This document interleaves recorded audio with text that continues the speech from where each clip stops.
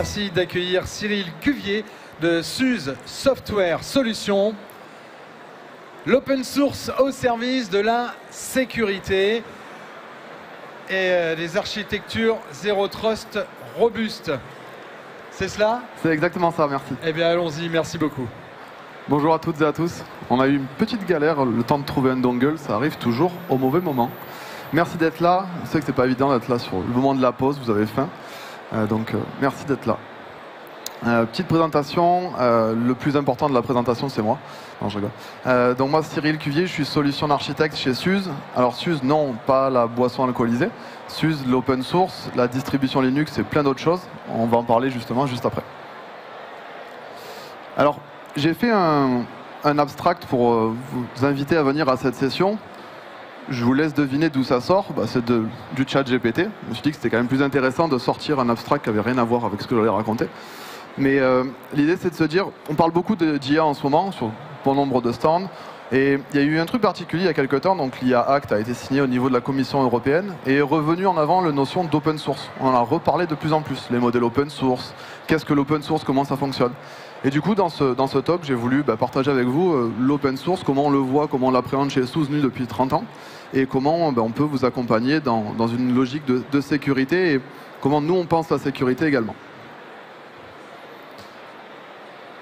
Quand on voit la longueur du texte, j'avais 15 minutes pour parler de tout ça, vous vous doutez bien que ça va faire un peu short. Donc l'idée, c'est de pouvoir aussi partager et continuer cette discussion sur notre stand après. Il y avait différents mots-clés dans le prompt que j'ai passé. Le premier, c'était open source, forcément. Open source, ça veut dire quoi? Alors la première chose que je veux dire, c'est qu'open source, ça ne veut pas dire gratuit. Open source, ça veut dire le code est réutilisable, et distribuable, et modifiable, et on n'est pas dans quelque chose de propriétaire. L'open source, c'est une vertu qui vient depuis des années du monde Linux, du monde libre, etc., pour pouvoir redistribuer, repartager des solutions logicielles. Donc ça, c'est important de le repréciser dans le contexte actuel. L'open source, c'est quelque chose d'important. D'important parce qu'il y a une communauté derrière, donc il y a des gens qui participent à implémenter des solutions, à développer, à troubleshooter le cas échéant.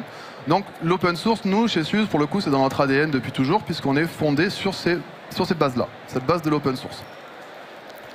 Le deuxième point, c'est le Zero Trust. Je ne vais pas vous donner une définition, une énième définition du Zero Trust. On en parle très bien chez l'ensemble de nos collègues ici sur les stands. Le Zero Trust, c'est vraiment de se dire on va faire confiance à rien par défaut et on va être certain de pouvoir sécuriser l'ensemble de la chaîne de valeur. Comprendre comment sont fabriquées les choses, comment on donne l'accès et comment on les rend exploitables. Un autre point, dans l'abstract, je parlais de système d'exploitation. Le système d'exploitation, on a souvent tendance à se dire c'est le point critique d'entrée. On sait qu'on parle de réseau, on parle de sécurité du réseau. Et puis, in fine, on va arriver, n'importe quel attaquant va tomber sur un système d'exploitation pour pouvoir travailler dessus. Nous, les systèmes d'exploitation, ça fait 30 ans qu'on en fait, des systèmes d'exploitation Linux. Et on va voir justement qu'est-ce qu'il faut prendre en compte via l'open source au niveau de la distribution et au niveau de l'operating system. Et enfin, le dernier point, j'ai parlé de Kubernetes aussi dans l'abstract de ce talk-là. Pourquoi Kubernetes? Tout simplement, on parle d'applications modernes, on parle de microservices, on parle de conteneurs. Et donc, Kubernetes aussi a rajouté de la complexité, de l'abstraction et potentiellement une surface d'attaque supplémentaire. Et donc, je vais vous parler un petit peu de ce que nous, chez SUSE, on fait autour de Kubernetes, qui est à la base un projet open source. Nous, on continue à contribuer dans cette partie-là. Et comment tout ça, ça s'intègre et ça fait partie de votre patrimoine applicatif aujourd'hui. Je suis parti de... Je ne sais pas si tout le monde va voir, je vais me pousser un peu du milieu. Je suis parti de ce plus petit point qu'on va avoir, c'est l'applicatif. L'application qu'on va créer, qu'on va avoir besoin d'utiliser, de déployer. Cette application-là, aujourd'hui, va utiliser différentes librairies, donc il va être important de pouvoir comprendre comment l'application est faite, quelles sont les librairies qu'on utilise, et surtout voir s'il y a déjà des CVE à l'intérieur, s'il y a des exploits potentiels au niveau de ces librairies-là. Si on avance un petit peu, cette application-là, elle va tourner dans un conteneur. Je me suis projeté sur une application, on va dire, cloud native. Et donc, elle va tourner dans le plus petit objet, qui est ce conteneur. Ce conteneur-là, mine de rien, il a un morceau d'OS. Il a pas mal de choses, il a pas mal de dépendances, des librairies, etc. qu'il va falloir aussi sécuriser. Comment regarder comment est fabriqué ce conteneur-là, comment les librairies sont injectées à l'intérieur pour en faire une application qui s'exécute. Autour de ce conteneur-là, on va trouver Kubernetes. Kubernetes, c'est bien, mais c'est aussi un système qui permet justement de faire scaler le nombre de déploiements, de scaler les pods, de scaler tout ça. Donc c'est aussi potentiellement une nouvelle surface d'attaque.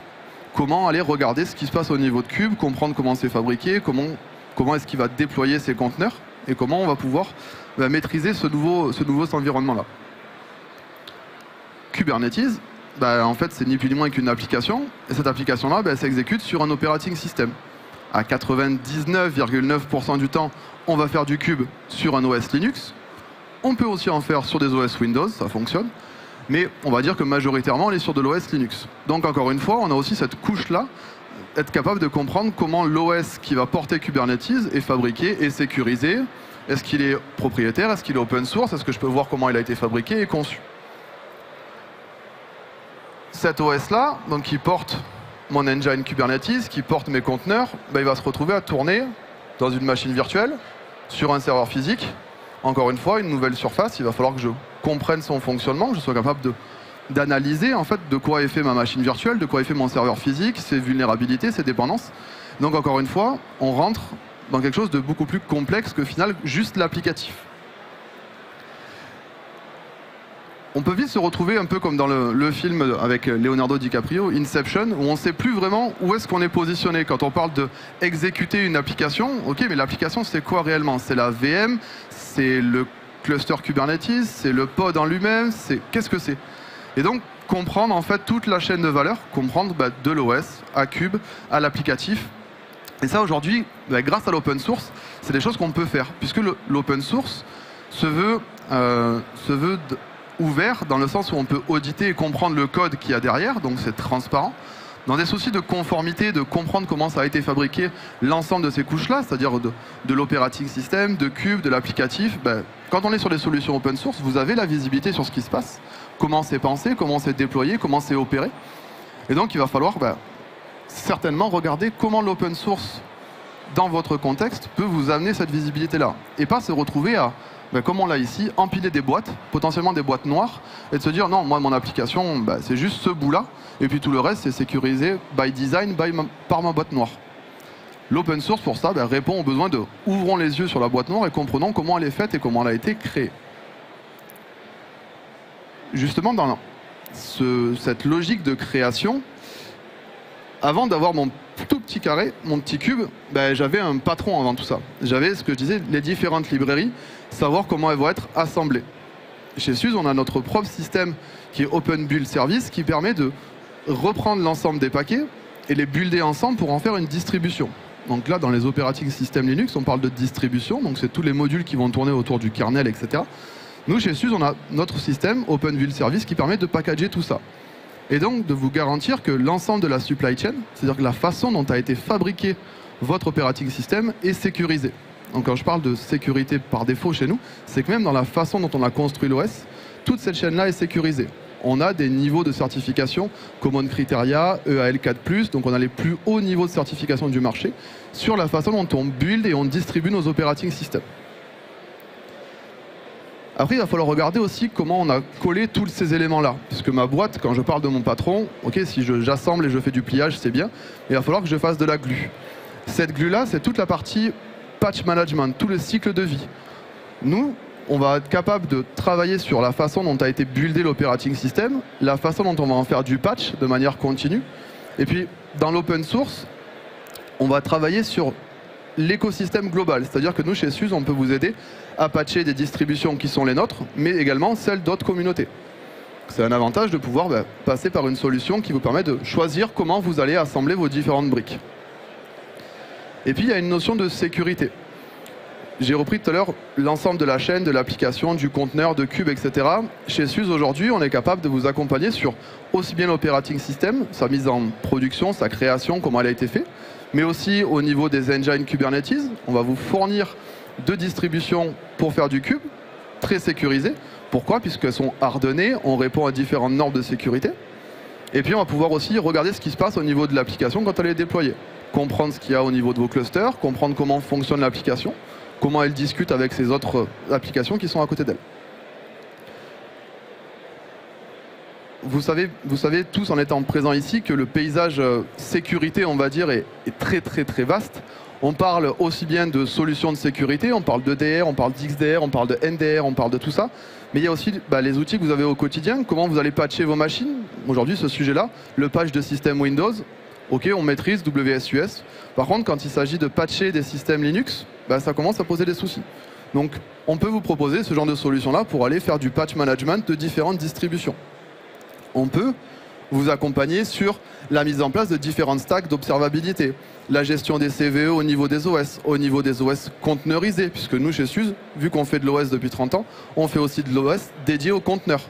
Donc on vous fournit des applications pré-packagées, basées sur notre OS, de manière très légère, orientée conteneur, de manière à ce qu'on puisse vous suivre sur l'ensemble de la chaîne de valeur. C'est-à-dire que de la création jusqu'à la mise en production et au suivi complet du cycle de vie de votre applicatif, de votre machine, de votre operating system. Chez SUSE, notre mot d'ordre, il est très simple, il s'oriente autour de 3 piliers majeurs. Le premier, c'est qu'on fabrique des systèmes Linux, je l'ai dit, ça fait 30 ans, et on est capable aussi d'en manager plusieurs. On fait des distributions Kubernetes, puisque c'est des sujets majeurs et d'enjeux primordiaux chez nos clients aujourd'hui, comment on va vers la partie cloud native, comment on déploie du cube. Donc nous, on est capable de vous fournir des engines, mais aussi d'en manager plusieurs. On a des solutions pour vous accompagner dans le management de clusters Kubernetes, où qu'ils soient. Et puis, on fait en sorte que la sécurité Zero Trust, ça soit by design. Ça veut dire quoi derrière tout ça? Ça veut dire qu'on va faire confiance à rien et qu'on va tout auditer, être capable de suivre à la trace de la création, à la mise en production, au suivi, et tout ça avec du support de niveau entreprise. Et plus que tout, c'est surtout, on vous laisse le choix. On vous laisse le choix, grâce à l'open source, d'aller consommer différents projets, d'aller consommer différents logiciels en mode libre, en mode distribution, et puis les agréger. On sait très bien qu'aujourd'hui, dans l'approche de platform engineering, on va prendre différentes briques de différents endroits pour les assembler en fonction de votre besoin. Bien nous, c'est clairement notre ADN depuis des années. On ne va pas vous enfermer à dire si vous n'avez pas toute notre stack, ça ne fonctionnera pas. On va vous dire voilà tout ce qu'on a, voilà toute notre stack, voilà toutes les solutions qu'on peut vous apporter. Mais l'avantage, c'est que vous pouvez choisir, venir avec propre solution, venir vous plugger dessus. L'open source avec la communauté, on est très très impliqués nous-mêmes dans diverses communautés de différents projets qu'on supporte, qu'on suit. Et puis, on est capable de vous offrir du support de niveau entreprise. Donc ça peut paraître assez étrange de se dire, mais l'open source, comment ça peut être payant? Parce que l'open source, en fait, le code est identique entre la version communautaire chez nous et la version enterprise. Ce qui va différer, c'est de vous apporter du support entreprise, avec des SLA, avec des niveaux de réponse, avec du consulting, etc., etc. Donc l'open source, pour nous, c'est dans notre ADN depuis toujours. On le poursuit et on le poursuivra toujours pour justement vous laisser cette flexibilité de consommer ce dont vous avez besoin à l'endroit où vous en avez besoin. Je vous ai fait un petit slide récapitulatif de différentes solutions dont j'ai parlé. Donc on part de la gauche avec notre operating system. Je vous invite à passer sur le stand pour en discuter. Un des OS les plus sécurisés du marché, puisque la chaîne d'assemblage, les modules, la façon dont il est fait, on est très sécurisé par défaut. On a une solution, le SUSE Manager, pour venir faire du patch management, donc différentes distributions, pas de souci, le SUSE Manager va récupérer les différents repos, il va venir patcher vos différentes distributions Linux. Donc depuis un point central, j'ai la possibilité d'aller patcher tous mes systèmes. On a une offre autour de la partie Liberty Linux, c'est-à-dire de vous proposer des extensions de support sur différentes distributions qui ne le seraient plus bientôt, notamment CentOS. Si vous avez des sujets autour de CentOS, on peut vous accompagner là-dedans. Pour le monde Kubernetes, on a une offre qui s'appelle Rancher, donc qui est portée par Rancher Prime, et pour vous fournir des engines Kubernetes et des solutions d'orchestration. Et enfin, la dernière, c'est NeuVector, qui permet de vous fournir une visibilité complète sur vos environnements cube, de gérer comment les pods sont déployés, quels sont les aspects réseau, les process qui s'exécutent à l'intérieur. Et une chose qui est extrêmement importante, et pourquoi on est ici aussi sur le FIC, c'est que SUSE, c'est une société allemande. Qui dit allemande dit européenne. Et donc on parle beaucoup de souveraineté européenne avec l'open source. Tout ça, nous, ça résonne très fortement dans ce qu'on fait depuis des années. C'est qu'on a fait l'acquisition de différentes sociétés qui n'étaient pas à la base européennes, mais en arrivant chez nous, le sont devenues. On a racheté par exemple NeuVector, qui était une société closed source, En 2 mois, on a ouvert les sources, on a mis tout à disposition. Donc vraiment, l'open source chez nous, c'est très important. On compte énormément sur notre communauté pour partager, pour discuter, pour faire avancer nos produits. C'est aussi ça l'avantage de l'open source, c'est de pouvoir implémenter des nouveautés en fonction de vos besoins, de faire discuter avec vous, comprendre comment vous utilisez les solutions et de les faire évoluer. Donc contribuer dans l'open source, c'est très très très important. Ça permet d'éviter de se retrouver bloqué un jour par un éditeur qui fermerait des sources ou autre, et ça permet de faire évoluer les solutions.